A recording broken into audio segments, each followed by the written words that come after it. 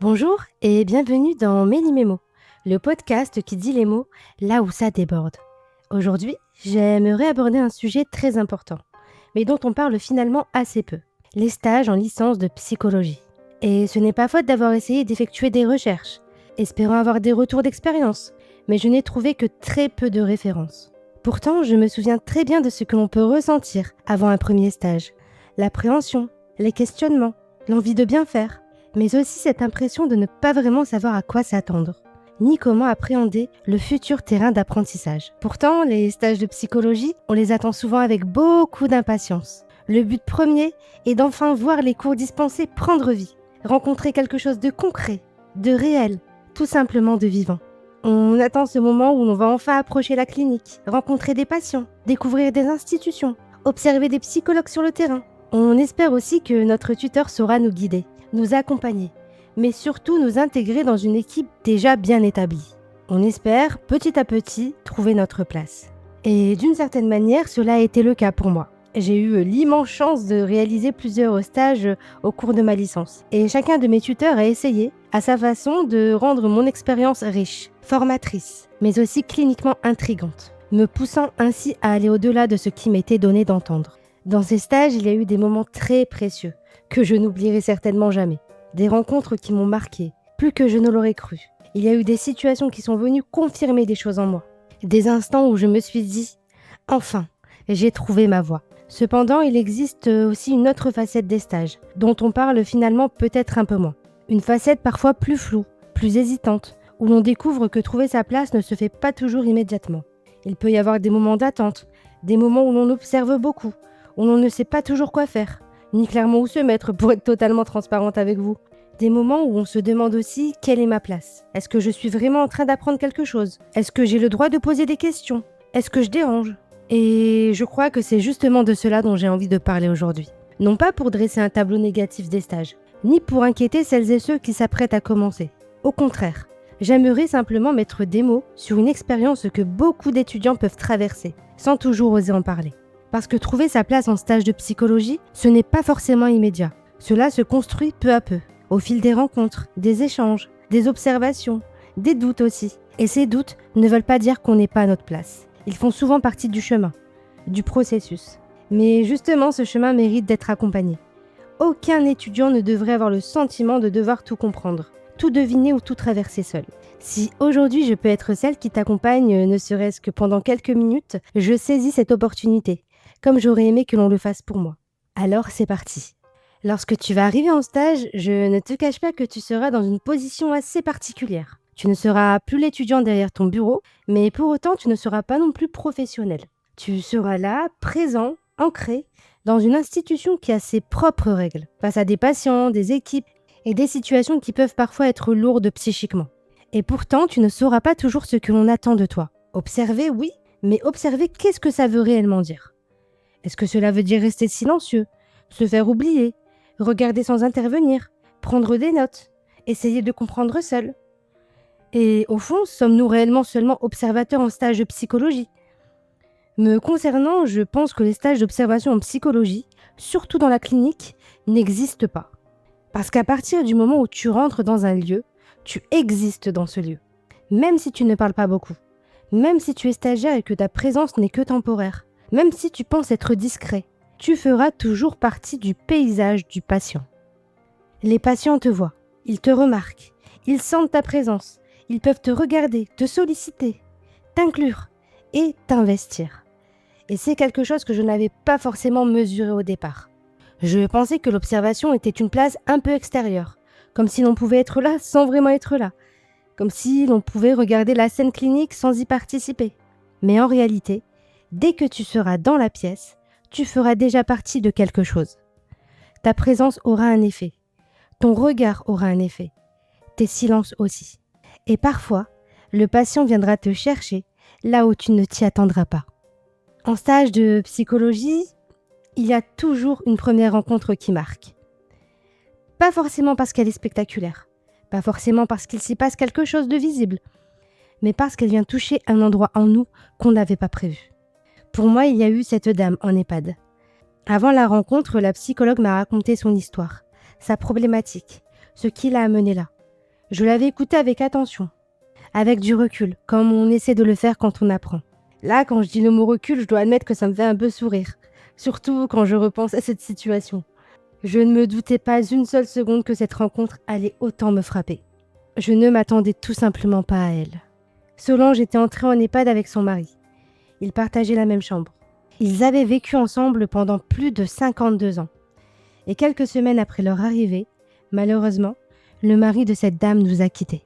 Devant la porte d'entrée, je ne me sentais déjà pas très bien, comme si mon fort intérieur était déjà en train de se préparer à cette rencontre. Comme si mon inconscient me soufflait quelque chose que je refusais encore d'entendre. Quand nous sommes entrés, Solange était assise sur son fauteuil, le regard dans le vide. Elle nous a autorisés à entrer, mais elle n'a presque pas parlé. Elle avait simplement les larmes aux yeux. Elle ne parlait pas, et c'est à peine si elle nous regardait. Pourtant, et vous allez certainement trouver ça étrange, mais son silence m'a semblé aussi éloquent que des milliers de mots. Il n'y avait aucune phrase, aucun récit construit, et quelque part aucune matière qui pouvait sembler factuelle. Mais avec son regard, sa posture, cette absence visible, elle était incroyablement présente, même peut-être plus que nous. À un moment, elle a levé la tête, et son regard s'est posé sur moi qu'elle ne connaissait absolument pas. C'était comme si elle attendait quelque chose, comme si elle s'attendait à ce que je dise un mot, que je donne du sens, que je comprenne peut-être. Et là, ça m'a saisie.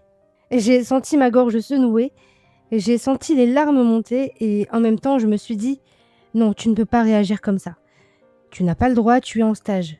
Tu dois tenir ta place. » Heureusement, les larmes ne sont pas sorties, mais intérieurement, quelque chose venait de bouger.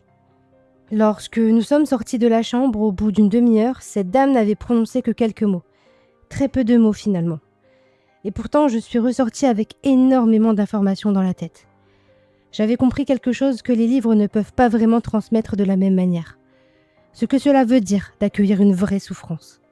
Une souffrance sourde, une souffrance qui ne se raconte pas forcément. Une souffrance qui prend toute la place même dans le silence. Ce jour-là, j'ai compris que la clinique ne commence pas toujours par la parole. Parfois, elle commence par un regard, par une présence, par un silence qui dit plus que des phrases entières. Et j'ai aussi compris que même en tant que stagiaire, même lorsque l'on pense être simplement là pour observer, on peut être profondément touché. Cette rencontre m'a beaucoup questionnée, parce qu'elle m'a fait comprendre qu'en stage, on n'est pas seulement spectateur. On observe, oui, mais on observe avec ce que l'on est, avec notre sensibilité, notre histoire, notre manière de recevoir l'autre. Et c'est peut-être cela qui est difficile. Apprendre à être touché sans être débordé. Apprendre à accueillir sans prendre toute la souffrance pour soi.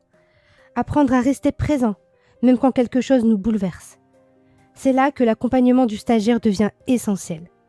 Parce que sans reprise, sans échange, sans espace pour parler de ce que l'on a vu, de ce que l'on a ressenti, on peut rester seul avec des scènes très fortes. On peut se demander si l'on a mal réagi, si l'on est trop sensible, si l'on n'est pas fait pour ça. Alors qu'en réalité, être touché ne veut pas dire être incapable. Cela veut tout simplement dire que quelque chose de la rencontre a eu lieu. J'avoue pour ma part avoir culpabilisé, m'être remise en question quant à cette situation. Pourtant, en cours, les enseignants n'ont de cesse de nous parler de rencontres, de souffrance, de ce fameux pas de côté. Cela peut paraître logique, facile à mettre en place. Mais en réalité, ils savent de quoi ils parlent. Certainement que eux aussi ont vécu la rencontre. Cette rencontre qui les a touchés, questionnés sur leurs propres capacités.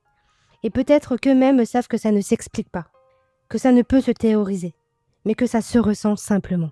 Alors si ce genre de situation t'arrive, essaie de ne pas culpabiliser. Et surtout, essaie de ne pas transformer ta réaction en problème, parce qu'au fond, ça n'en est pas forcément un. Peut-être que tu peux simplement prendre les choses dans l'autre sens. Te demander qu'est-ce que j'aurais ressenti si, face à cette première situation, je n'avais rien éprouvé, si je n'avais pas été touchée, si j'étais restée complètement à distance, sans émotion, sans questionnement, sans mouvement intérieur. Parce qu'en réalité, être touché par une rencontre, par une parole, par une situation clinique, ce n'est pas un échec. Ce n'est pas une preuve que tu n'es pas solide, ni que tu n'es pas fait pour ce métier. Cela peut aussi vouloir dire que quelque chose de vivant s'est passé, que la rencontre a eu lieu, que tu n'étais pas seulement en train d'observer, mais aussi en train d'éprouver. Et avec le recul, je crois que je suis contente d'avoir été touchée. Même si sur le moment cela m'a mise à l'épreuve, même si j'ai douté, même si je me suis sentie déstabilisée. Parce qu'au fond, cette émotion m'a aussi dit quelque chose de très important. Elle m'a montré que je n'étais pas indifférente, que ce que je voyais, ce que j'entendais, ce que je ressentais avait du sens pour moi. Et paradoxalement, c'est peut-être parce que cela m'a remué que cela a confirmé mon choix. Cela m'a rappelé pourquoi j'avais envie d'être là, pourquoi j'avais choisi cette voie, pourquoi je voulais faire de la clinique, pas seulement comme une discipline que l'on étudie, mais comme un métier de présence, d'écoute et de rencontre. Je crois d'ailleurs que c'est important de le rappeler. En psychologie, tu ne travailles pas avec une neutralité froide, ni avec une absence totale d'émotion. Tu travailles avec ce que tu es, avec ta sensibilité, ton histoire, ta capacité à être touché, tout en apprenant progressivement à ne pas être débordé. Et c'est là justement que le stage devient formateur. Pas seulement parce qu'il te montre des situations, des institutions ou des pratiques, mais parce qu'il te confronte aussi à toi-même, à ce que tu ressens, à ce que tu comprends, mais aussi à ce que tu ne comprends pas encore. Alors au lieu de te demander pourquoi ça m'a autant touché, tu peux peut-être te demander qu'est-ce que cette situation vient m'apprendre, qu'est-ce que cela vient réveiller, questionner, déplacer en moi. Parce que ce qui te touche n'est pas toujours là pour te fragiliser. Parfois c'est aussi ce qui te permet de penser, de grandir et de mieux comprendre la place que tu es en train de construire et le type de clinicien que tu voudrais être. Alors oui, cette expérience m'a bousculée, mais elle ne m'a pas éloignée de ce chemin. Au contraire, elle m'a permis de comprendre que j'y tenais vraiment. Une autre chose que j'ai pu découvrir en stage et que j'ai évoqué un peu plus tôt, et que tu dois aussi garder à l'esprit, c'est que l'intégration ne se fait pas toujours immédiatement. C'est important de le dire, non pas pour inquiéter, mais justement pour rassurer. Quand tu vas arriver en stage, tu vas entrer dans un lieu qui existait déjà avant toi, avec une équipe qui a déjà ses habitudes, son rythme, ses repères, parfois ses urgences. Les professionnels travaillent, avancent, pour parfois, et n'ont pas toujours le temps d'expliquer chaque chose au moment où elle se passe. Et toi, tu vas arriver au milieu de tout cela, avec ton petit carnet, toute ta motivation, tes questions, ton envie d'apprendre, ta curiosité, mais aussi parfois cette petite peur de déranger. Mais il faut aussi se rappeler une chose essentielle. Si tu es là, ce n'est pas par hasard. Si ton tuteur t'a accepté en stage, c'est qu'il y a eu une rencontre, un échange, un entretien. C'est qu'à un moment, quelque chose dans ton parcours, dans ta manière de parler de la clinique, dans tes motivations ou dans ta sensibilité a fait sens pour lui. Tu n'as pas été pris en stage par accident. Tu as fait l'affaire, tu as été choisi, accueilli, accepté dans ce lieu parce que ta présence avait une place possible. Et je crois que c'est important de s'en souvenir dans les moments où tu te sens douter. Quand tu te demandes si tu déranges, si tu poses trop de questions, si tu es vraiment légitime. Il faut essayer de revenir à cela. Ton tuteur a accepté de t'accompagner. Et s'il l'a fait, c'est aussi parce qu'il a quelque part envie de transmettre. Un tuteur de stage sait qu'un étudiant arrive avec des questions. Il sait que tu ne sauras pas toujours. Il sait que tu vas observer, hésiter, parfois te tromper, parfois ne pas oser. Et c'est justement pour cela que tu es en stage. Pour apprendre, pour comprendre, pour te construire progressivement dans cette future posture professionnelle. Alors non, tu ne l'embêtes pas quand tu poses une question. Tu ne déranges pas parce que tu cherches à comprendre. Au contraire, poser des questions, demander des repères, chercher à mieux saisir ce qui se joue, c'est aussi une manière de montrer ton implication. Et il ne faut pas oublier qu'un stage n'est pas seulement un espace où le stagiaire apprend du professionnel. C'est aussi parfois un espace où le professionnel peut apprendre du stagiaire. Bien sûr, le tuteur a l'expérience, le recul, la pratique. Il connaît le terrain, les patients, l'institution, les limites du cadre. Mais justement, parce qu'il est au cœur de tout cela, parce qu'il est parfois pris dans le rythme du quotidien, dans les urgences, dans les habitudes, il peut, je vais me permettre de le dire, d'avoir très légèrement la tête dans le guidon. Et dans ces moments-là, ton regard peut avoir une vraie valeur. Un regard neuf, une question simple, une remarque spontanée, une incompréhension formulée avec sincérité. Parfois, ce sont justement ces questions-là qui viennent déplacer quelque chose. Parce qu'elles ouvrent un angle différent. Parce qu'elles obligent à réexpliquer, à repenser, à remettre du sens là où certains gestes sont devenus presque automatiques. Et c'est aussi pour cela qu'il ne faut pas hésiter à questionner la pratique. Pas dans une posture de remise en cause ou de jugement, mais dans une vraie démarche de compréhension. Demander pourquoi un professionnel choisit telle manière d'intervenir, pourquoi il adopte telle posture, pourquoi il privilégie tel axe plutôt qu'un autre. Ce n'est pas déranger, c'est entrer dans le mouvement même de la clinique. Parce qu'au fond, la clinique, c'est aussi cela. Se questionner sans arrêt. Accepter de ne pas avoir une réponse figée. Repenser sa pratique, l'ajuster. Parfois changer d'angle. Parfois faire évoluer sa manière d'accompagner. Chaque clinicien avec qui j'ai fait un stage me l'a dit, à sa manière. On n'a jamais fini d'apprendre, jamais fini de comprendre, jamais fini d'affiner sa posture. Je crois que c'est aussi ce qui rend la clinique si vivante.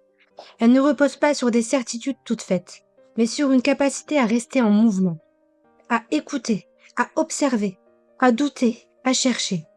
Accepter que notre savoir soit toujours partiel, toujours à reprendre, toujours limité face à la singularité de l'autre. Parce qu'en réalité, ce que j'aime me dire, c'est qu'en tant que futurs cliniciens, nous devons apprendre à vivre avec cette idée. Notre connaissance de l'autre restera toujours limitée. On peut écouter, accompagner, comprendre des morceaux d'histoire, formuler des hypothèses, mais on ne saura jamais à la place de l'autre. C'est pour cela qu'en tant que futurs cliniciens, que nous devons vivre avec le fait qu'en réalité, nous ne savons rien, car l'autre reste expert de sa propre souffrance. Et peut-être que c'est justement là que commence une posture clinique juste, dans cette humilité, dans le fait d'accepter que l'on ne possède pas l'autre, que l'on ne maîtrise pas ce qu'il vit, mais que l'on peut essayer de l'accueillir, de le rencontrer et de penser avec lui. Toi, tu vas arriver avec ta propre sensibilité, tes lectures, tes références, ta manière de comprendre la clinique. Tu n'auras pas encore tout le savoir de l'expérience, bien sûr, mais tu auras quelque chose d'autre, un regard extérieur. Et ce regard peut être précieux. Alors quand tu poses une question, quand tu t'étonnes, quand tu cherches à comprendre, tu peux aussi quelque part contribuer à la réflexion clinique. Bien sûr, il y a une façon de le faire, de respecter le rythme du lieu, de sentir quand l'équipe est disponible ou non. Mais le fait même d'avoir besoin d'explications ne fait pas de toi un poids. Cela fait de toi un étudiant en formation. Je crois qu'il est aussi essentiel de rappeler une chose. Si un stagiaire ne trouve pas immédiatement sa place, cela ne veut pas dire qu'il manque de motivation, de sérieux ou de compétences. Parfois, c'est simplement que cette place a besoin d'être pensée, expliquée, ajustée. Parce qu'une place en stage ne se prend pas toujours seule, ça se construit. Avec le tuteur, l'équipe, le cadre, les temps d'échange, avec des explications, et surtout avec le droit de ne pas tout savoir tout de suite. D'ailleurs, si tu peines à savoir où est ta place, tu peux tout simplement la demander. Tu peux tout simplement demander ce qu'on attend de toi. Généralement, cette question, je la pose en entretien, histoire de pouvoir appréhender la suite le mieux possible. Je crois profondément que le terrain t'apportera toujours. Pas forcément ce que tu étais venu chercher au départ, ni de la manière dont tu l'avais imaginé. Mais justement, c'est peut-être ça qui rend les stages aussi beaux. Tu ne sais jamais vraiment à l'avance ce que tu vas rencontrer. Tu arrives avec des attentes, des représentations, parfois même une idée assez précise de ce que tu aimerais observer ou comprendre. Et puis, très souvent, la réalité vient te surprendre. Elle te frappe, t'étonne, t'amène complètement ailleurs. Pour ma part, chaque patient que j'ai pu rencontrer m'a étonné. Aucun ne correspondait vraiment à l'image que j'aurais pu m'en faire avant la rencontre. Je ne m'attendais pas à eux. Je ne m'attendais pas à leur manière d'être, de parler, de se taire, de se présenter, de faire lien ou parfois de s'en défendre. Et c'est justement ce qui m'a marqué. Parce que la clinique nous rappelle sans cesse que l'autre ne se laisse jamais réduire à ce que l'on croit savoir. Un patient ne se présente pas comme dans un cours ou dans un manuel. Il arrive avec son histoire, ses nuances, ses contradictions, sa façon bien à lui d'exister et de souffrir. Le stage t'apprend alors à regarder autrement, à écouter ce qui se dit, mais aussi ce qui ne se dit pas, à repérer les silences, les gestes, les regards, les hésitations. Il t'apprend à sortir peu à peu de la théorie, pour rencontrer quelque chose de plus vivant, de plus singulier, tout simplement de plus humain. Il t'apprend aussi à découvrir la réalité des institutions, leur rythme, leurs contraintes, leurs urgences, mais aussi tout ce qui s'y invente au quotidien. Tu y vois des professionnels qui cherchent, qui s'adaptent, qui tentent de faire au mieux avec ce qu'ils ont, mais aussi ce qu'ils sont. Parce que devenir psychologue, ce n'est pas seulement apprendre à travailler dans un cadre idéal. C'est apprendre à penser dans le réel, à t'ajuster, à préserver du sens, même quand le quotidien va vite, à garder une place pour l'écoute, pour le sujet, pour la singularité. Chaque patient va certainement te montrer ce qui te touche, parfois tes limites, mais aussi ce qui t'inspire, ce qui te donne envie de continuer. C'est pour cela que si tu en as la possibilité, je ne peux que t'encourager à faire le plus de stages possible, à découvrir différents terrains, différentes institutions, différents publics, mais aussi à rencontrer plusieurs professionnels, plusieurs manières d'écouter, plusieurs façons de penser la clinique. Alors oui, un stage n'a pas besoin d'être parfait pour être riche. Parfois, ce qu'il t'apporte de plus précieux, ce n'est pas ce que tu avais prévu. C'est une parole, un regard, une rencontre, une émotion, un questionnement. Et parfois, tout pourra faire sens, même au cœur d'un silence. Maintenant, je vais juste me permettre de faire une légère digression en guise de prévention. Pas pour te faire peur, parce que heureusement, la plupart des stages se passent très bien. Mais si ton stage se passe mal, vraiment mal, si le dialogue est rompu, si tu ne te sens plus en confiance, ou si ta situation te donne l'impression d'être harcelé, ne reste surtout pas seul avec ça. Ce n'est pas faire des histoires que de demander de l'aide. Ce n'est pas exagérer. Un stage peut être questionnant, parfois inconfortable, parce qu'on apprend, parce qu'on se cherche, parce qu'on découvre un terrain. Mais il ne doit jamais devenir un endroit où tu te sens détruit, écrasé ou mis en difficulté de manière répétée. Dans ce genre de situation, tu peux te tourner vers ton référent universitaire, ton responsable pédagogique, ou les dispositifs d'écoute ou de signalement de ton établissement. L'idée, ce n'est pas de dramatiser chaque difficulté, c'est simplement de rappeler qu'un stage doit rester un lieu de formation, d'apprentissage et surtout de respect. Tu as le droit d'être accompagné, tu as le droit d'être respecté. Et surtout, s'il y a un problème, tu n'as pas à porter ça seul. Donc, pour conclure, je crois que les stages en psychologie nous obligent à transformer notre idéal. Pas à l'abandonner, mais à le rendre plus vrai. Au départ, on imagine parfois la clinique comme quelque chose de clair, presque d'évident. On pense que l'on va observer, comprendre, apprendre, mettre des mots sur la souffrance de l'autre, que c'est facile, que ça coule de source.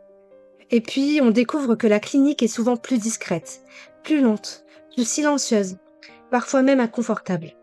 On découvre qu'elle peut tenir dans un regard, dans une chambre d'EHPAD, face à une dame qui ne parle presque pas, mais qui se raconte bien plus qu'avec des milliers de mots. On découvre aussi que notre place ne nous sera pas toujours donnée facilement. Il faudra parfois la chercher, la demander, la penser, la construire. Mais cela ne veut pas dire que l'expérience est négative. Au contraire, peut-être que c'est justement là que quelque chose commence. Dans ce moment où l'on comprend que la psychologie n'est pas seulement un savoir. C'est une présence, une écoute, une capacité à être là sans tout envahir, à être touché sans s'effondrer, à observer sans disparaître, à chercher sa place sans écraser celle de l'autre. Alors à tous ceux qui sont en stage, qui doutent, qui ne savent pas toujours quoi faire, qui ont parfois l'impression d'être de trop ou de ne pas apprendre assez, ne concluez pas trop vite contre vous-même. Votre place va se construire, votre regard va se former, votre posture aussi. Certes, pas d'un seul coup, pas toujours dans les conditions idéales, mais petit à petit, au fil des rencontres, des questions, des silences, des maladresses, des moments de doute et des moments qui confirment. Parce que des moments qui confirment, crois-moi, il y en aura. Et peut-être que c'est cela finalement, se former à la clinique. Accepter de ne pas tout comprendre immédiatement, mais rester disponible à ce que l'autre vient déposer. Même sans mots, même sans un regard, même dans une souffrance sourde, même quand cela nous bouleverse. C'est maintenant la fin de cet épisode, et je te remercie beaucoup de ton attention, de ton écoute, et je te dis à bientôt dans un nouvel épisode de Méli Mémo, le podcast qui met des mots là où ça déborde.